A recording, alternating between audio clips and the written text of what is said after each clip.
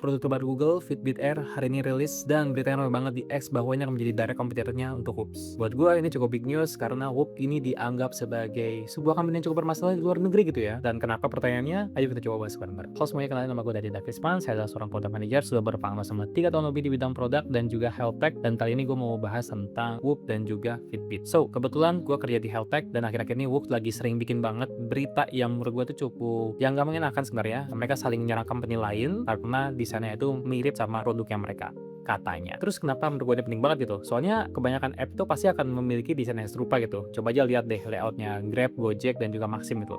Coba juga lihat layout dari perbankan, GoPay, Link Aja, dan lain-lain. Semua itu pasti sama. Terus kenapa sih kayak Gojek, Grab, dan Maxim ini nggak pernah saling nuntut gitu? Dan nggak tahu juga apa gitu ya.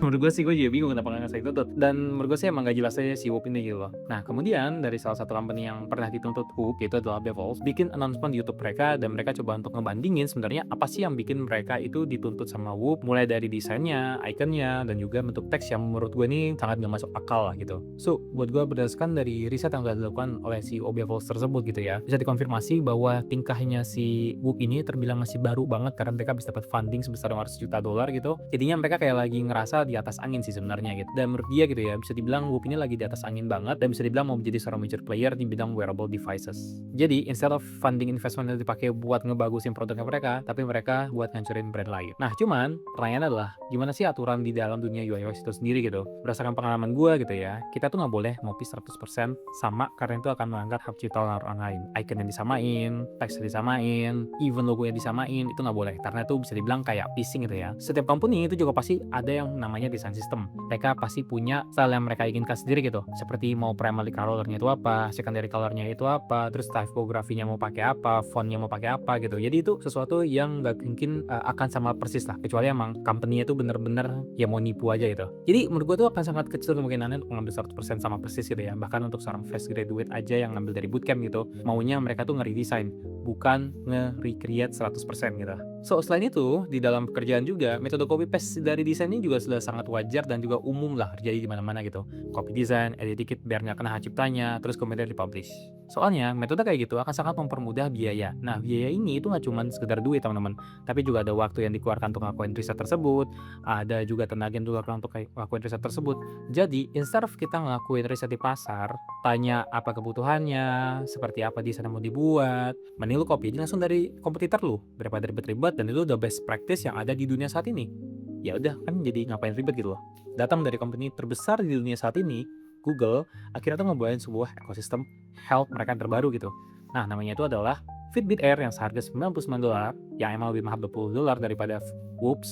Tapi ini secara langsung menyerang terang-terangan kepada bisnis utamanya si Whoop, yaitu adalah data information. Karena Google tidak menarik biaya subscription sama sekali, yang dimana ini adalah sumber pendapatan utamanya dari Whoops. Kalau misalkan lo mau pakai subscription ya boleh, ada namanya fitur premium, tapi dia nyediain semuanya free gitu. Meskipun begitu, perbedaan antara free dan juga premium user ini menurut gua nggak begitu beda jauh, karena fitur premium itu hanya memberikan tambahan insights, yang dimana menurut gua ini hanyalah added value, tetapi fitur-fitur basic utama pada wearable device seperti tracking activities, clips, dan juga health tracking, semuanya ada di free users.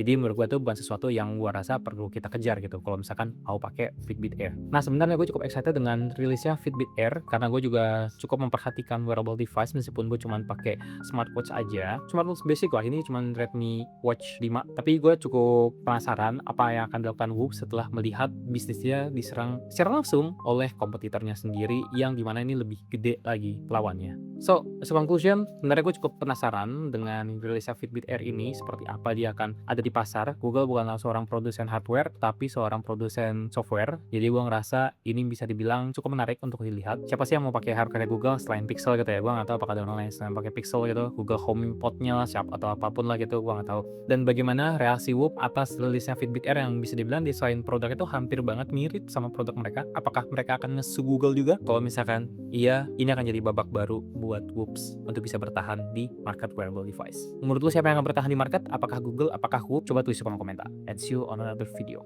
Bye bye.